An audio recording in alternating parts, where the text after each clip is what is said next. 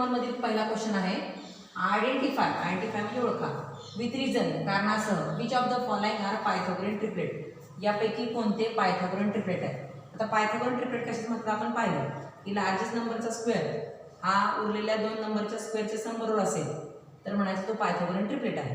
तर हा Pythagorean triplet आहे का पाहूया. याच्यामध्ये लार्जेस्ट नंबर आहे 3, 5, 4 मध्ये 5 हा लार्जेस्ट नंबर आहे. 5 चा स्क्वेअर आहे 25. ओके. आणि रिमेनिंग 2 नंबर आहे 3 आणि 4. 3 चा स्क्वेअर प्लस 4 चा स्क्वेअर. 3 चा स्क्वेअर आहे 9, 4 चा स्क्वेअर आहे 16 आणि दोन्हीची ॲडिशन झाली 25. यातून फ्रॉम फर्स्ट अँड सेकंड मधून आपल्याला काय कळलं. फ्रॉम फर्स्ट अँड सेकंड मधून लार्जेस्ट नंबरचा स्क्वेअर हा इक्वल आहे. हे पण 25 आला. लार्जेस्ट नंबरचा स्क्वेअर 25 आला आणि उरलेले दोन नंबर आहेत त्यांच्या स्क्वेअरची सम पण 25 झाली. याचा अर्थ लार्जेस्ट नंबरचा स्क्वेअर हा उरलेल्या दोन नंबरच्या स्क्वेअरच्या सम बरोबर आहे. The square of largest number is equal to the sum of squares of other two numbers. Largest नंबरचा स्क्वेअर हा उरलेल्या दोन नंबरच्या स्क्वेअरच्या सम बरोबर आहे आणि therefore 3, 5, 4 is a Pythagorean triplet. त्यामुळे आपण याला पायथागोरियन ट्रिपलेट म्हणू शकतो. ओके. आता याच्यानंतर आपण सेकंड एक्झाम्पल पाहूया. आता आपण सेकंड एक्झाम्पल पाहूया. ट्रिपलेट आहे 4, 9 आणि 12. हा पायथागोरियन ट्रिपलेट आहे का हे पाहण्यासाठी लार्जेस्ट नंबर पाहावा लागेल. लार्जेस्ट नंबर आहे 12. याच्यामध्ये लार्जेस्ट नंबरचा स्क्वेअर केला 144 आला. आता रिमेनिंग 2 नंबर्स आहेत 4 आणि 9 त्यांच्या स्क्वेअरची सम करूया. 4 चा स्क्वेअर आहे 16, 9 चा स्क्वेअर आहे 81. यांची सम झाली 6 and 1 7 97. ओके. याच्यामध्ये लार्जेस्ट नंबरचा स्क्वेअर आला 144 आणि जे अदर नंबर्स आहेत त्यांच्या स्क्वेअरची सम आली 97. म्हणजे हे दोन्ही इक्वल नाहीत. लार्जेस्ट नंबरचा स्क्वेअर हा इक्वल नाही. अदर टू नंबरच्या स्क्वेअरच्या सम बरोबर the square of largest number is not equal नाही is not equal to the sum of squares of other two numbers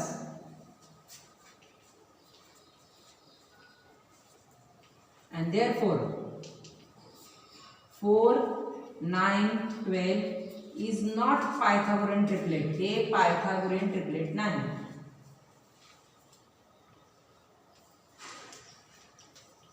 कारण याच्यामध्ये ते लार्जेस्ट नंबरचा स्क्वेअर जो आलेला आहे तो उरलेल्या दोन नंबरच्या स्क्वेअरच्या सम बरोबर नाही. हे दोन नंबर डिफरंट आहेत त्यामुळे हा पायथागोरियन ट्रिपलेट नाही. आपण आता तिसरा एक्झाम्पल पाहूया 5, 12 and 13. हा ट्रिपलेट पायथागोरियन ट्रिपलेट आहे का पाहूया. या 3 नंबर मध्ये लार्जेस्ट नंबर आहे 13. 13 चा स्क्वेअर आहे 169 आणि रिमेनिंग नंबर्स आहेत 5 and 12. या रिमेनिंग नंबरच्या स्क्वेअरची सम करूया. 5 चा स्क्वेअर आहे 25, 12 चा स्क्वेअर आहे 144. ह्या दोन्हीची ॲडिशन झाली 169. अशा प्रकारे लार्जेस्ट नंबरचा स्क्वेअर जो आलेला आहे 169 आणि अदर टू नंबरच्या स्क्वेअरची सम पण आली आहे 169. म्हणजे हे दोन नंबर इक्वल आहेत. याचा अर्थ लार्जेस्ट नंबरचा स्क्वेअर इक्वल आहे रिमेनिंग टू नंबरच्या स्क्वेअरच्या सम बरोबर. The square of largest number is equal to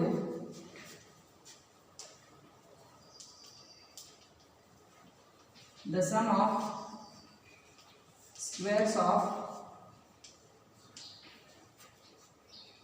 other two numbers. Therefore 5, 12, 13 is a Pythagorean triplet.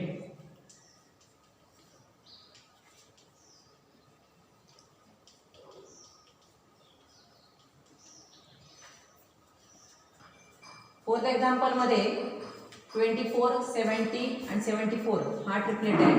यातला लार्जेस्ट नंबर आहे 74. 74 चा स्क्वेअर केला तर येतो 5476. आणि जे रिमेनिंग 2 नंबर्स आहेत त्यांच्या स्क्वेअरची सम करूया. 24 चा स्क्वेअर आहे 576. 70 चा स्क्वेअर असतो 4900. या दोन्हीची ॲडिशन केली तर ती सुद्धा आपल्याला मिळते 5476. म्हणजे याचा अर्थ या दोन्ही व्हॅल्यू इक्वल आहेत.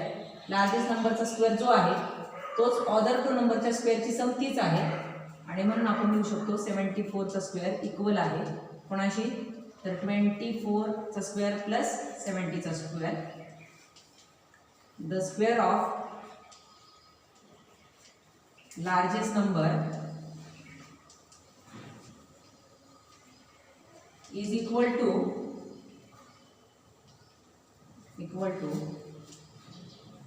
the sum of squares of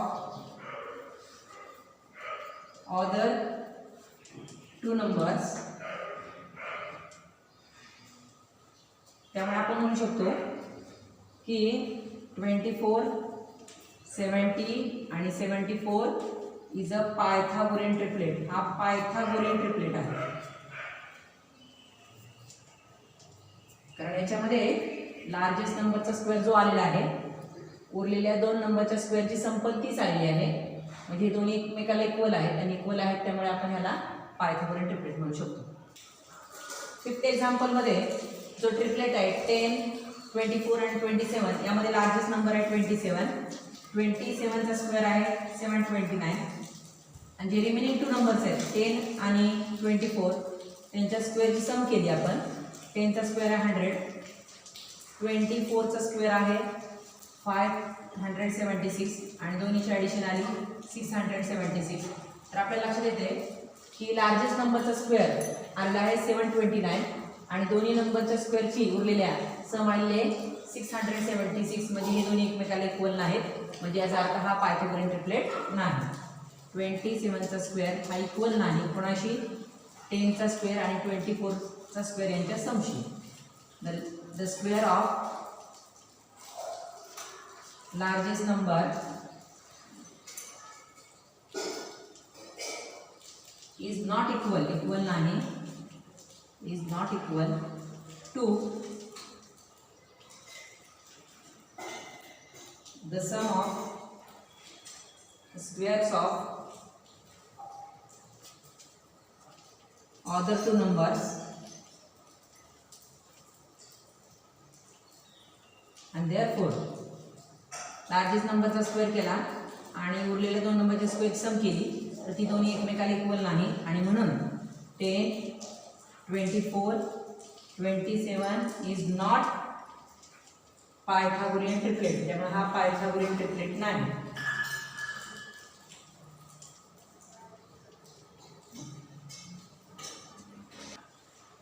आता या ट्रिपलेटमध्ये 11, 60, 61 या ट्रिपलेटमध्ये लार्जेस्ट नंबर आहे 61. 61 चा जर स्क्वेअर केला तर तो येतो 3721 आणि उरले जे 2 नंबर आहेत त्यांच्या स्क्वेअरची सम केली. 11 चा स्क्वेअर आहे 121, 60 चा स्क्वेअर आहे 3600. याची ॲडिशन केली तर मग ते 3721. याचा अर्थ लार्जेस्ट नंबरचा जो स्क्वेअर आलेला आहे तोच ऑदर 2 नंबरच्या स्क्वेअरची सम तीच आलेली आहे. म्हणजे लार्जेस्ट नंबरचा स्क्वेअर इक्वल आहे कोणाशी, the sum of square of other 2 numbers. The square of largest number is equal to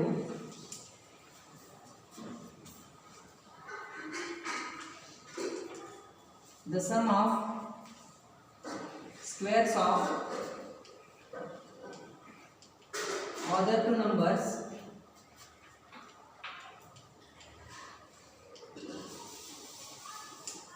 therefore 11, 60 आणि 61 ला आपण काय म्हणणार, या ट्रिपलेटला पायथागोरियन ट्रिपलेट म्हणणार.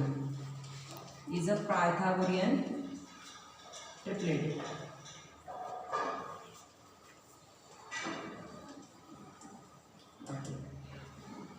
पाहूया इन फिगर मध्ये अँगल MNP हा अँगल MNP म्हणजे अँगल N 90 डिग्री आहे.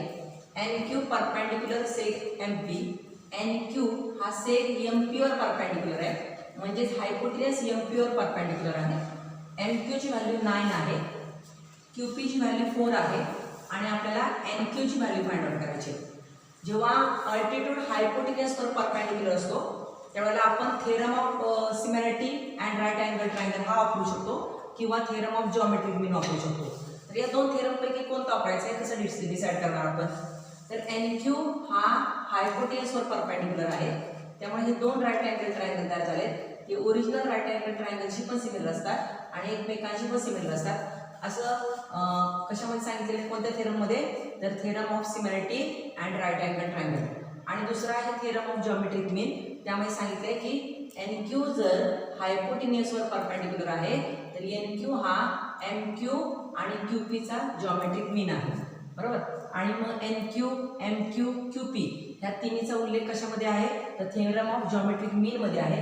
त्यामुळे आपण या ठिकाणी थेरम ऑफ जिओमेट्रिक मीन वापरणार आहोत. तर त्याचं कारण काय, थेरम ऑफ जिओमेट्रिक मीन का वापरणार आहोत, कारण ट्रायंगल MNP मध्ये अँगल MNP 90 डिग्री आहे, मीन्स अँगल N 90 डिग्री आहे आणि सेग NQ हा परपेंडिक्युलर आहे. सेग NQ परपेंडिक्युलर आहे कशावर, हायपोटेन्यूस MP वर. म्हणून आपण by theorem of geometric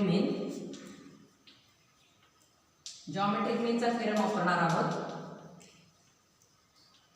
NQ हा जिओमेट्रिक मीन आहे MQ आणि QP चा, त्यामुळे NQ चा स्क्वेअर करायचा. NQ square is equal to MQ multiply QP. जो जिओमेट्रिक मीन असतो त्याचा स्क्वेअर करायचा आणि तो इक्वल असतो ज्या हायपोटेन्यूसचे दोन पार्ट्स पडले त्यांच्या प्रॉडक्ट बरोबर. NQ ची व्हॅल्यू किती आहे तर फाइंड आउट करायची आपल्याला. MQ ची व्हॅल्यू 9 आहे, QP ची व्हॅल्यू 4 आहे. 9 4 जा 36. ओके.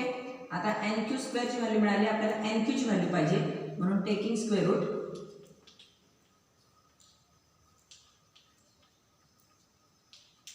NQ स्क्वेअर हा NQ चा स्क्वेअर आहे. 36 हा +6 चा पण स्क्वेअर आहे आणि -6 चा पण स्क्वेअर आहे, पण इथं आपण +6 घेतलाय. त्याचं कारण NQ म्हणजे length of side cannot be negative. साइडची लेंथ कधीही निगेटिव्ह नसते, त्यामुळे NQ ची व्हॅल्यू आपण -6 घेणार नाही, फक्त +6 घेणार आहोत. अशा प्रकारे आपण NQ ची व्हॅल्यू फाइंड आउट केली, किती आहे 6. Third question in figure. या दिलेल्या फिगर मध्ये angle QPR 90 degree, angle QPR means P angle 90 degree आहे. सेक PM परपेंडिक्युलर सेक QR. सेक PM हा सेक QR वर म्हणजे हायपोटेन्यूस QR वर परपेंडिक्युलर आहे. QMR हे कोलिनियर आहेत. PM 10 आहे, PM इज द 10. QM 8 आहे आणि आपल्याला QR फाइंड आउट करायचं आहे. आता MR फाइंड आउट केल्याशिवाय QR कसा फाइंड आउट होईल, MR फाइंड आउट करावं लागेल आणि QM आणि MR ची ॲडिशन केली की मग आपल्याला QR ची लेंथ मिळेल, बरोबर का. मग आता PM, QM आणि MR आपण हे कशामध्ये उल्लेख असतो याचा, तर जिओमेट्रिक मीन मध्ये. कारण अल्टिट्यूड जर हायपोटेन्यूस वर परपेंडिक्युलर टाकला तर PM जो अल्टिट्यूड आहे तो PM हा QM आणि MR चा जिओमेट्रिक मीन आहे. त्यामुळे आपण या ठिकाणी थेरम ऑफ जिओमेट्रिक मीन वापरणार आहोत. इन ट्रायंगल कोणता ट्रायंगल आहे, QPR. PQR लिहिला तरी चालेल. QPR मध्ये angle QPR means P angle 90 degree आहे. सेग PM हा अल्टिट्यूड आहे, परपेंडिक्युलर आहे कशावर, तर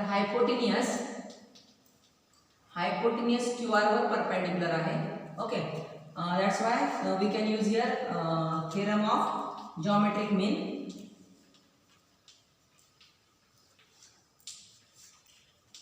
Theorem of geometric mean. Okay, by geometric mean theorem we can write here PM square जो अल्टिट्यूड आहे त्याचा स्क्वेअर करा इज इक्वल टू हे हायपोटेन्यूजचे दोन जे पार्ट्स पडलेले आहेत त्यांचं प्रोडक्ट करायचं म्हणजे QM multiply MR.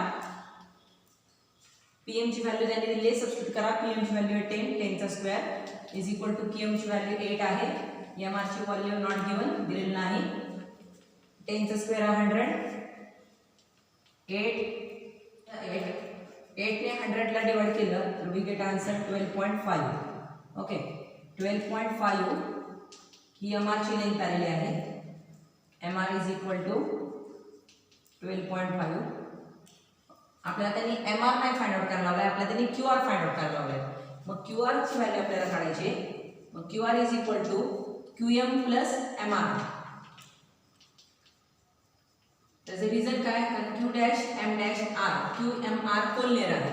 Okay QR ची व्हॅल्यू फाइंड आउट करायची. QM ची किती आहे 8 आहे, MR ची किती आलेली आपली तर 12.5 आलेली आहे. 8 आणि 12.5 यांची ॲडिशन केली तरी मिळते आपल्याला आन्सर 20.5. अशा प्रकारे आपण QR ची व्हॅल्यू फाइंड आउट केलेली आहे 20.5. Find RP and PS. आपल्याला RP आणि PS फाइंड आउट करायचे आहेत using the information given in triangle PSR.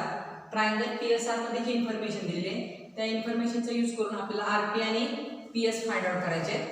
तर त्यासाठी इन्फॉर्मेशन दिलेली काय आहे, ट्रायंगल P 30 डिग्री आहे, अँगल एस 90 डिग्री आहे. आपल्याला पहिला फाइंड आउट करायला लागेल what is the measure of angle R. आपण लिहूया in triangle PSR. Triangle PSR मध्ये sum of measures of 3 angles of a triangle is 180 degree. Triangle मध्ये जे 3 अँगल असतात 3 अँगलच्या मेजरची ॲडिशन किंवा सम किती असते 180 degree. That's why angle P plus angle S plus angle R is equal to 180 degree. P आपल्याला दिलेला आहे 30 degree, S 90 degree, R not given is equal to 180 degree. Okay 30 plus 90 120 degree plus R is equal to 180 degree plus 120 degree काय होणार minus 120. 180 मधून 120 गेला राहिले 60. R angle आला 60 degree.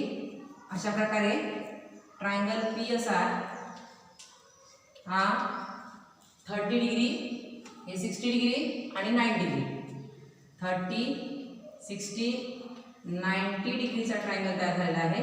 त्यामुळे आपण या ठिकाणी 30 60 90 डिग्री ट्रायंगल थेरम यूज करूया. By 30 60 90 degree triangle theorem. 30 60 90 degree triangle theorem मध्ये काय सांगितलेलं आहे की the side opposite to 30 degree 30 डिग्रीची जी अपोजिट साइड आहे ती हाफ असते कोणाच्या हायपोटेन्यूजची. ही हायपोटेन्यूज आहे 90 च्या समोरची बाजू म्हणजे hypotenuse. The side opposite to 30 degree is half of the hypotenuse. 30 च्या अपोजिट साइड जी आहे SR ती हाफ असणार आहे.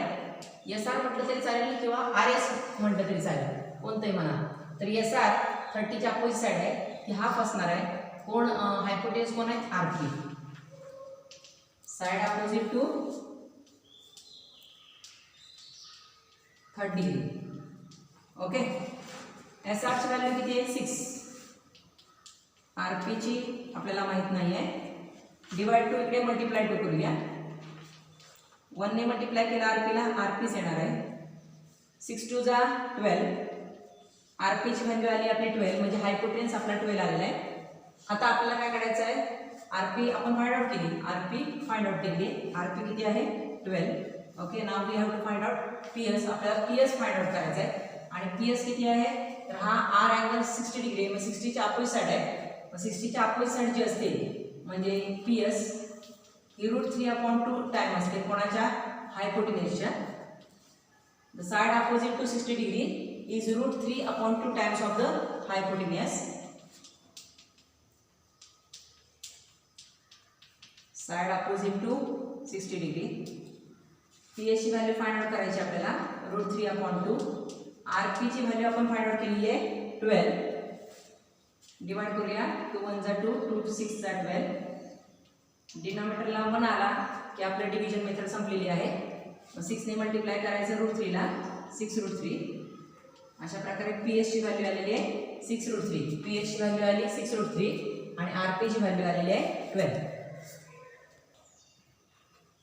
Fifth question, for finding AB and BC.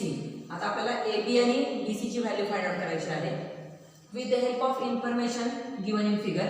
फिगरमध्ये जी इन्फॉर्मेशन दिली आहे त्या इन्फॉर्मेशनचा यूज करून AB आणि BC ची व्हॅल्यू आपल्याला फाइंड आउट करायची आहे. Complete the following activity. खाली ऍक्टिव्हिटी आपण पूर्ण करूया. AB is equal to BC. AB आणि BC इक्वल आहेत, कॉन्ग्रुएंट आहेत असं आपल्याला गिवन मध्ये दिलं आहे त्यांनी. Okay. Angle BAC, angle BAC किती डिग्रीचा असणार? तर हा ट्रायंगल जो आहे तो 180 डिग्रीचा असणार. त्यापैकी B अँगल 90 डिग्री असेल तर A अँगल आणि C अँगल या दोन अँगलचे ॲडिशन 90 डिग्री असणार. आणि शिवाय हे दोन्ही अँगल अपोजिट टू कॉन्ग्रुएंट साइडच्या अपोजिट आहे, त्यामुळे हे अँगल पण कॉन्ग्रुएंट असणार. Angles opposite to congruent side are also congruent. त्यामुळे हे दोन्ही अँगल कॉन्ग्रुएंट असणार आणि ह्या दोन अँगलची ॲडिशन 90 डिग्री असणार. याचा अर्थ प्रत्येक अँगलचं मेजर 45 डिग्री असणार. ओके. म्हणजे अँगल BAC किती असणार आहे? 45 degree. AB is equal to BC आणि मल्टिप्लाय AC. AC हायपो आहे. AB आणि BC ह्या दोन्ही साइड अपोजिट टू 45 डिग्री आहे आणि 45 90 डिग्री. ट्रायंगल थेरम काय सांगतो की साइड अपोजिट टू 45 डिग्री, 45 डिग्रीच्या ज्या अपोजिट साइड आहेत त्या 1/√2 टाइम्स असतात कोणाच्या? हायपोटेन्यूसच्या. ओके. आता इथं 1/√2 लिहिलं. AC ची व्हॅल्यू त्यांनी दिलेली आपल्याला √8 दिलेली आहे. पुन्हा इथं 1/√2 केलं. त्यांनी √8 चे दोन पार्ट्स पाडले. रफमध्ये करून दाखवते. √4 अँड √2. √4 म्हणजे 2. 4 हा 2 चा स्क्वेअर आहे पण तो बाहेर आलेला आहे आणि हा 2 कोणाचा स्क्वेअर नाही म्हणजे √2. अशा प्रकारे 2√2 या ठिकाणी लिहिलेलं आहे. √2 ला √2 कॅन्सल झाले तर 2 1 जा 2. अशा प्रकारे AB आणि BC दोन्हीची व्हॅल्यू किती येणार आहे? 2. क्वेश्चन पाहूया. Find the side and perimeter of a square. एक स्क्वेअर आहे आणि त्या स्क्वेअरची साइड आणि पेरिमीटर फाइंड आउट करायचे ज्या स्क्वेअरचा डायगोनल 10 सेंटीमीटर आहे. त्यांनी आपल्याला त्या स्क्वेअरचं नाव वगैरे दिलं नाही म्हणून आपण एक स्क्वेअर काढूया आणि त्या स्क्वेअरला नाव देऊया ABCD. ओके. आणि त्याचा डायगोनल आपण AC घेऊया. आता इथे नाव दिलं नाही त्यांनी आपल्याला म्हणून घ्यायचं की let quadrilateral ABCD be given square. दिलेला स्क्वेअर म्हणजे क्वाड्रॅटरल ABCD आहे. All sides of square are congruent equal. म्हणून AB आणि BC आपण इक्वल दाखवला. इथे लिहूया let side of square B x centimetre. स्क्वेअरची साइड आपण 1 सेंटीमीटर लेंथची मानूया. That's why AB is equal to BC. All side equal आहे तर आपण AB आणि BC घेतले. AB आणि BC इक्वल आहे आणि प्रत्येकाची लेंथ किती आहे तर 1 सेंटीमीटर आहे. AC डायगोनल त्यांनी 10 सेंटीमीटर दिलेला आहे. Diagonal AC is equal to 10 centimetre. Okay. B angle 90 degree असणार आहे कारण every angle of square is 90 degree. Right angle. Angle ABC is equal to 90 degree. त्याचं रिझन आहे angle of square. In this way हा ABC triangle right angle triangle आहे आणि हा right angle triangle आहे त्यामुळे आपण या ठिकाणी पायथागोरस थेरम यूज करायचा आहे. Bye Pythagoras theorem.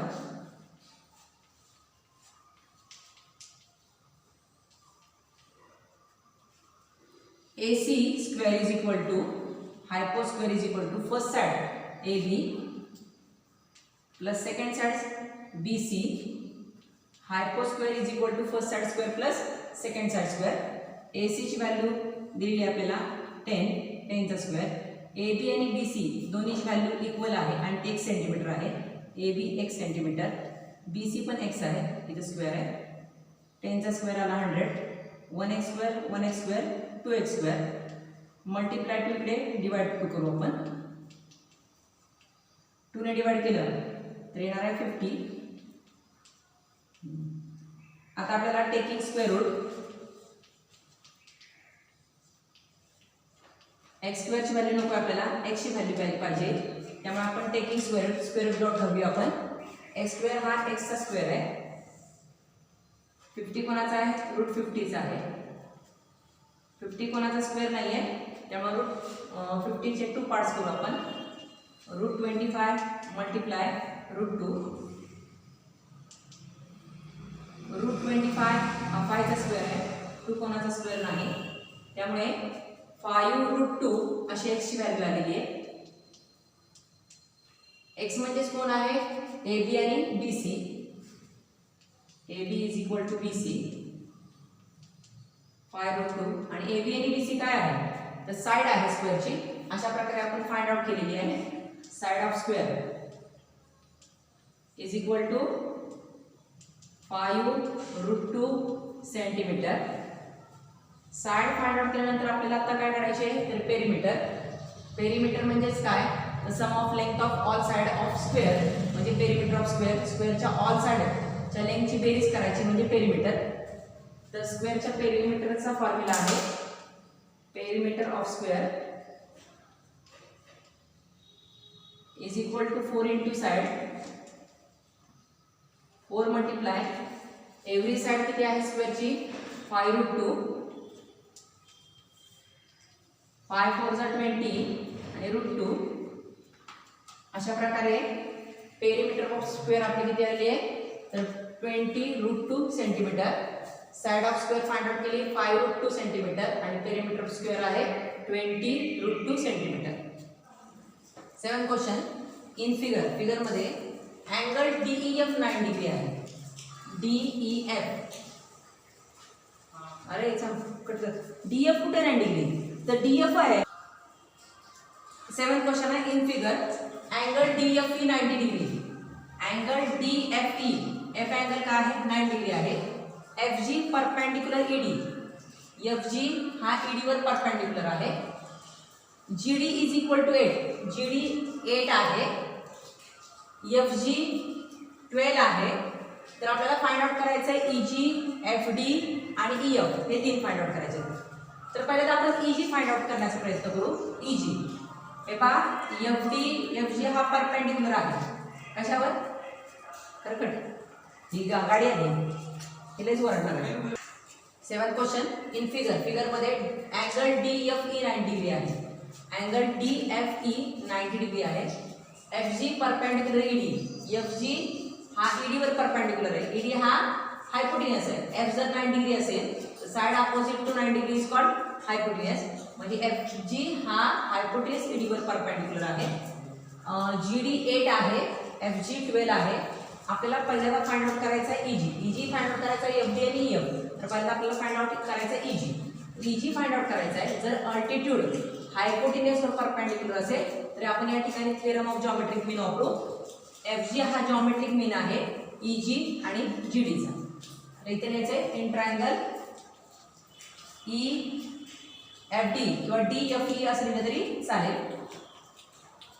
Angle DFE 90 degree आहे. सेग FG हायपोटेन्यूस ED वर परपेंडिक्युलर आहे. Perpendicular हायपोटेन्यूस ED. Okay, therefore we can use here theorem of geometric mean.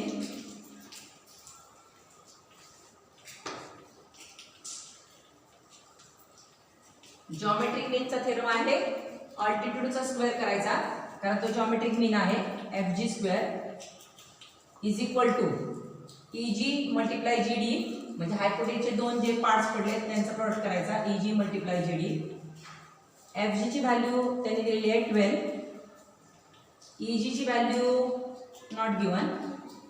GD ची व्हॅल्यू 8 आहे. 12 चा स्क्वेअर आहे 144.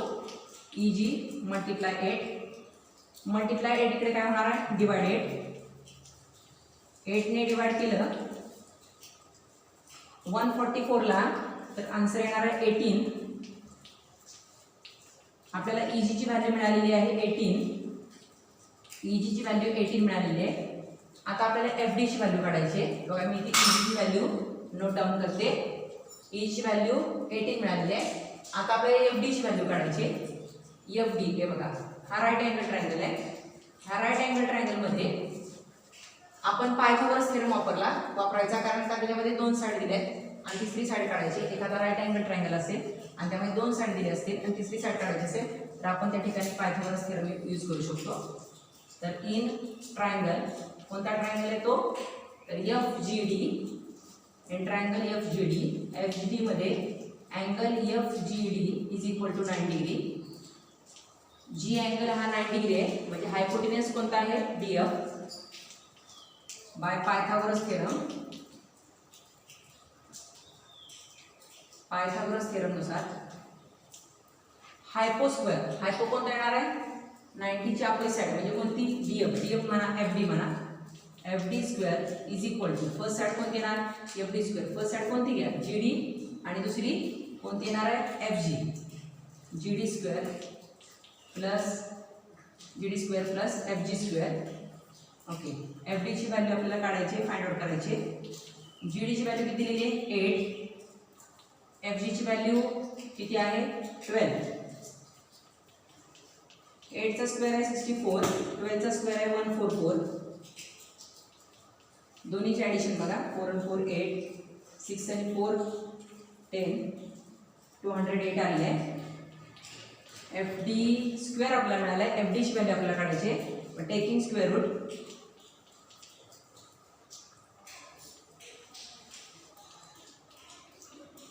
एफ डी स्क्वेअर हा एफ डीचा स्क्वेअर आहे. हा 208 हा रूट 208 चा स्क्वेअर आहे. ह्याचे टू पार्ट्स तयार करू आपण. Route 16 multiply route 13. 16 ला 13 ने मल्टिप्लाय केलं तर 208 येणार आहे. 16 हा 4 चा स्क्वेअर आहे. 13 मात्र कशाचा स्क्वेअर नाही तो तसाच राहिला. तर एफ डी ची व्हॅल्यू किती आली 4 रूट 13 आली. अशा प्रकारे आपण पायथागोरसचा थेरम वापरून एफ डी ची व्हॅल्यू काढली आणि जिओमेट्रिक मीन थेरम यूज करून ई ची व्हॅल्यू काढली. पायथागोरसचा थेरम वापरून एफ डी ची व्हॅल्यू काढली. आता आपल्याला ई एफ ची व्हॅल्यू काढायची. बघा ई एफ हा ट्रायंगल हा राईट अँगल ट्रायंगल आहे. राईट अँगल ट्रायंगल मध्ये दोन साइड दिल्या तर तिसरी साइड आपण पायथागोरसने काढणार आहोत. इथे इन ट्रायंगल EGF ट्रायंगल मध्ये angle EGF is equal to 90 degree. Therefore by Pythagoras theorem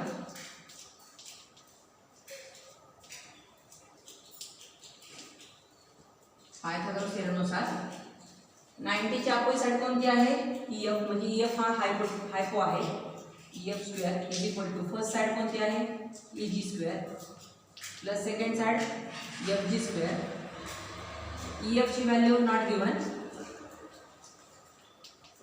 EG ची व्हॅल्यू 18, FG ची value 12. EF square is equal to 18 चा स्क्वेअर आहे 324, 12 चा स्क्वेअर आहे 144. EF square is equal to दोन्हीची ॲडिशन पहा 4 and 4 8, 4 2 6, 3 1 4. आता EF स्क्वेअर ची व्हॅल्यू निघाली. आपल्याला EF ची व्हॅल्यू काढायची. टेकिंग स्क्वेअर रूट घेऊया. EF स्क्वेअर हा EF चा स्क्वेअर आहे तर हा 468 चा स्क्वेअर. क्वेश्चन आहे find the diagonal of rectangle. रेक्टँगलचा डायगोनल आपल्याला फाइंड आउट करायचा आहे. ज्या रेक्टँगलची लेंथ आहे 35 सेमी आणि ब्रेड्थ आहे 12 सेंटीमीटर. त्याने रेक्टँगलचं नाव दिलेलं आहे. आपण रेक्टँगल काढून त्याला नाव देऊया ABCD. ह्या रेक्टँगलचा डायगोनल आपल्याला फाइंड आउट करायचं आहे. डायगोनल आहे AC. लेंथ किती आहे 35 सेंटीमीटर आणि ब्रेड्थ आहे 12 सेंटीमीटर. ओके आता इथे राहायला पाहिजे आपल्याला let quadrilateral ABCD be a given rectangle. दिलेला रेक्टँगल आपण कोणता मानूया तर क्वाड्रॅटरल ABCD ज्यामध्ये लेंथ BC 35 सेंटीमीटर आहे आणि ब्रेड्थ AB 12 सेंटीमीटर आहे आणि आपल्याला फाइंड आउट करायचा आहे तो म्हणजे डायगोनल AC फाइंड आउट करायचा आहे. आता B अँगल 90 डिग्री असणार आहे त्याचं कारण angle ABC is equal to 90 degree आहे. त्याचं कारण आहे every angle of rectangle is right angle. Angle of रेक्टँगलचा अँगल असल्यामुळे तो 90 डिग्री आहे. अशा प्रकारे या ठिकाणी पहा, हा ट्रायंगल ABC हा राईट अँगल ट्रायंगल आहे कारण B 90 डिग्री आहे. राईट अँगल ट्रायंगलमध्ये जर 2 साइड दिले असतील तर थर्ड साइड आपण पायथागोरस थेरमने काढता येते आपल्याला. म्हणजे आपण पायथागोरस थेरम वापरूया. बाय पायथागोरस थेरम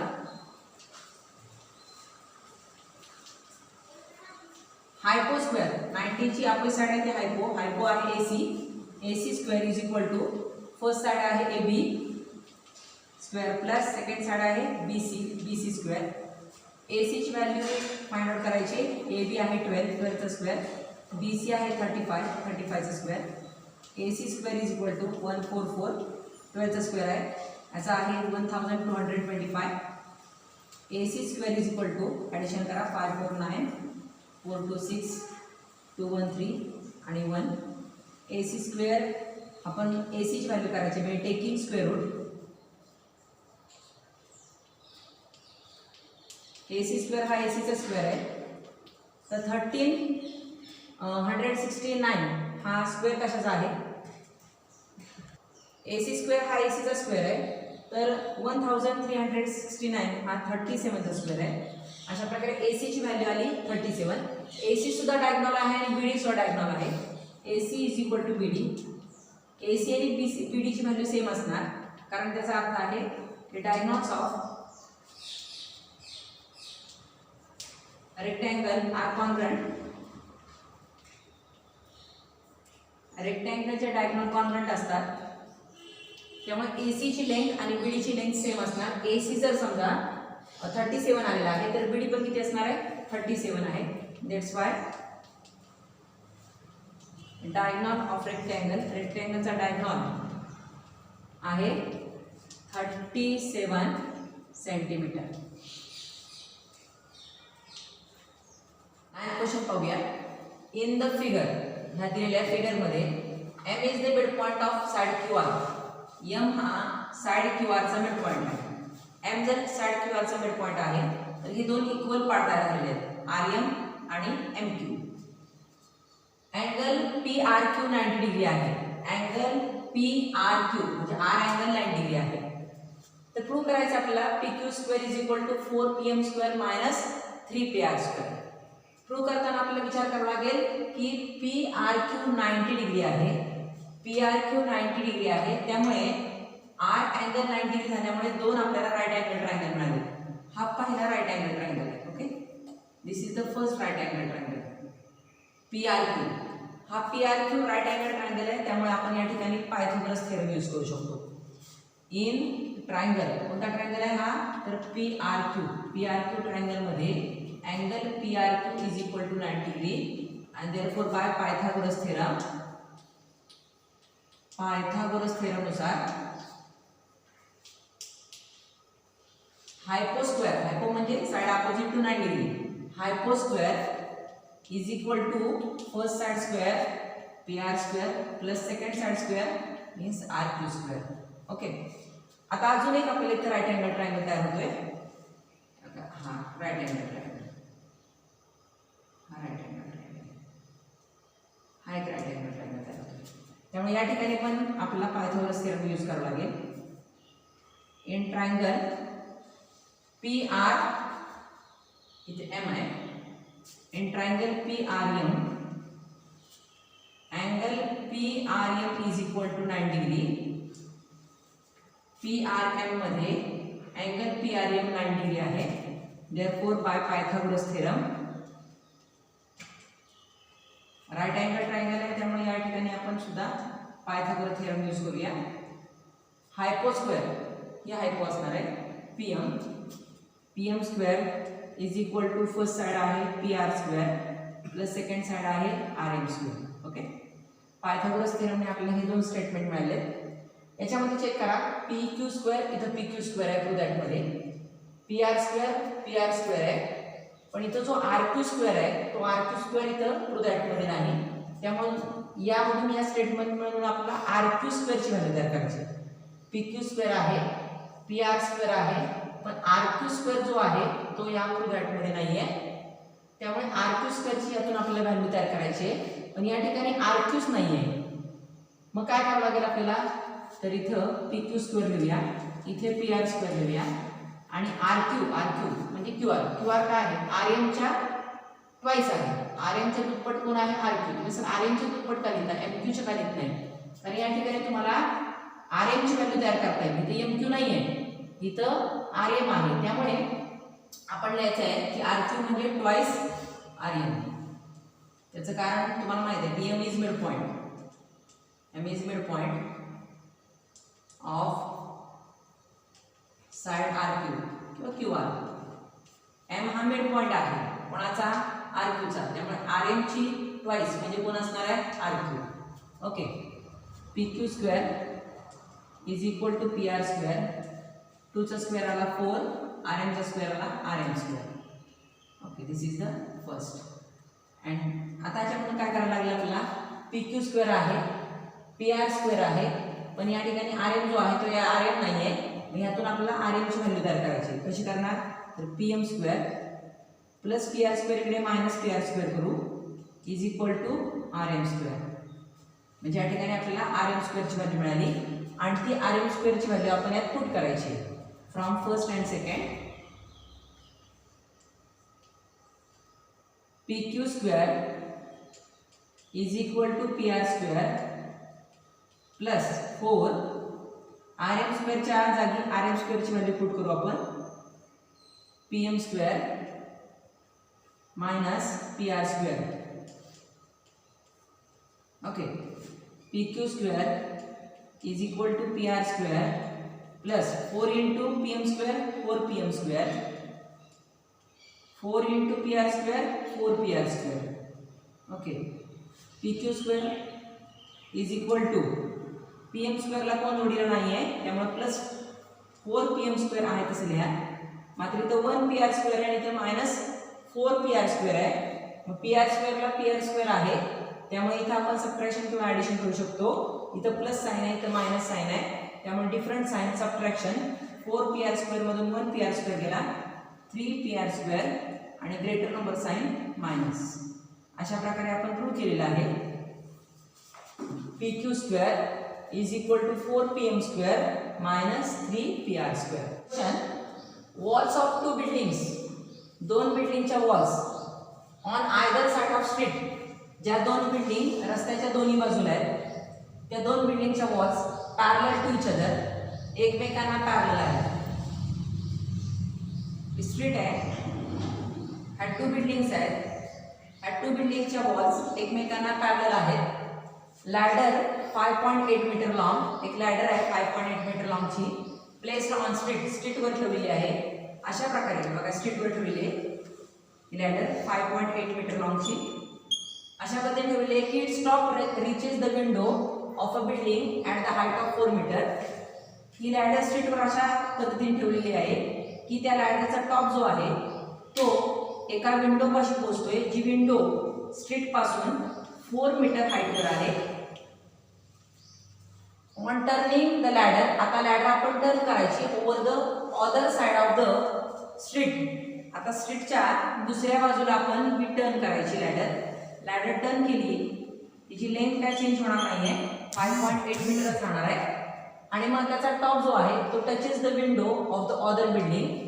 मग त्या लॅडरचा टॉप टच करतोय अदर बिल्डिंगच्या एका विंडोला, जी window at a height of 4.2 metre, जी विंडो स्ट्रीट पासून 4.2 मीटर हाईटवर आहे. आता आपण ह्या पहिल्या ट्रायंगलचा विचार करूया. ह्या पहिल्या ट्रायंगलमध्ये आपण AC लॅडर घेऊया आणि AB वॉल आहे. Okay, let AC be the ladder, AC ladder आहे, AB be the wall, AB wall आहे. जी C आहे ना, C लॅडरचे फूट आहे, C is the foot of ladder, B is the base of the wall,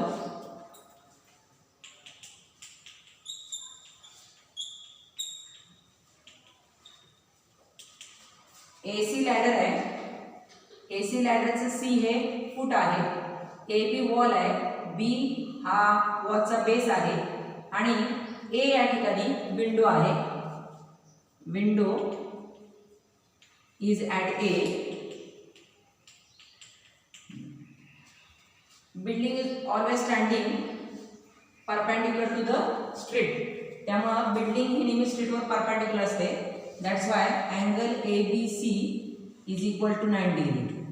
okay, AB किती आहे? AB आहे 4 metre आणि AC आहे 5.8 मीटर. अशा प्रकारे हा राईट अँगल ट्रायंगल आहे आणि या राईट अँगल ट्रायंगलमध्ये दोन साइड आपल्याला माहित आहे. तिसरी साइड आपण काढणार आहोत by using Pythagoras theorem. By Pythagoras theorem.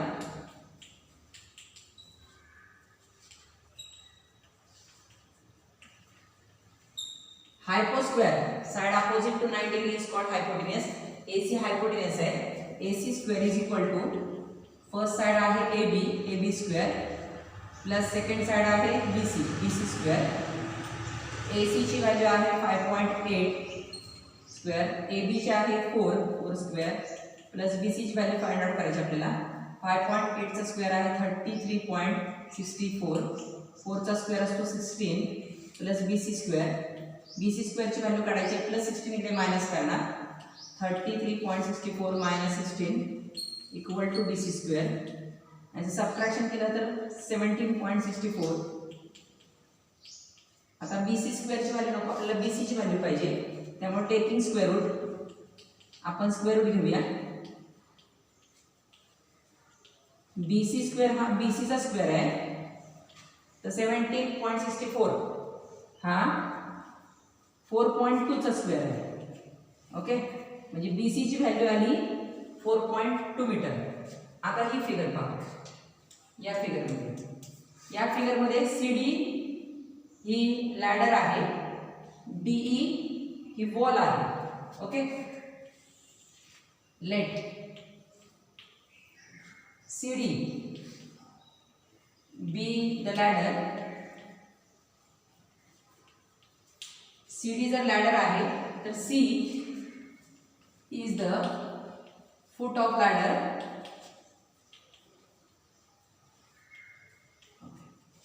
DE wall आहे, DE be the wall. D जर आपण वॉल मानली तर E हा वॉलचा बेस आहे. E is the base of wall. या ठिकाणी D या ठिकाणी विंडो आहे. Window is at D. Building ही स्ट्रीटला परपेंडिक्युलर असते. That's why angle DEC is equal to 9 degree आहे. याच्यामध्ये लॅडरची लेंथ आहे 5.8 मीटर आणि विंडो स्ट्रेट पासून किती हाईटवर आहे 4.2 मीटर. त्यामुळे D 4.2 मीटर आहे. हा राईट अँगल ट्रायंगल आहे. त्यामुळे या ठिकाणी पण आपण पायथागोरस यूज करूया bye Pythagoras theorem.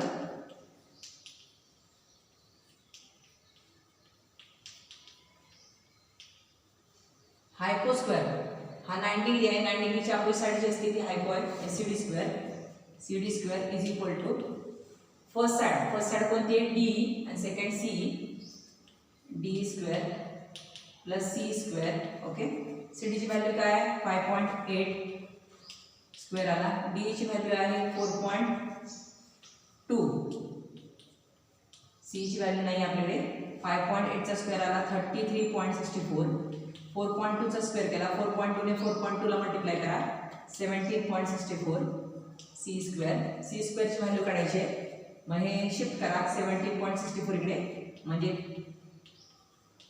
Plus minus होणार.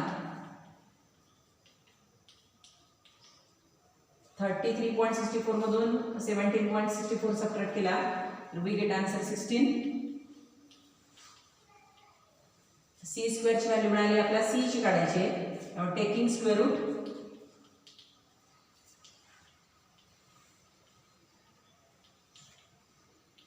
C स्क्वेअर हा C चा स्क्वेअर आहे तर 16 हा 4चा स्क्वेअर आहे. अशा प्रकारे आपल्याला BC ची व्हॅल्यू मिळालेली आहे 4.2 आणि CE आहे 4. आपल्याला काढायचे find the width of slit असं सांगितलेलं आहे. म्हणजे आपल्याला विड्थ ऑफ स्लिट काढायचे. विड्थ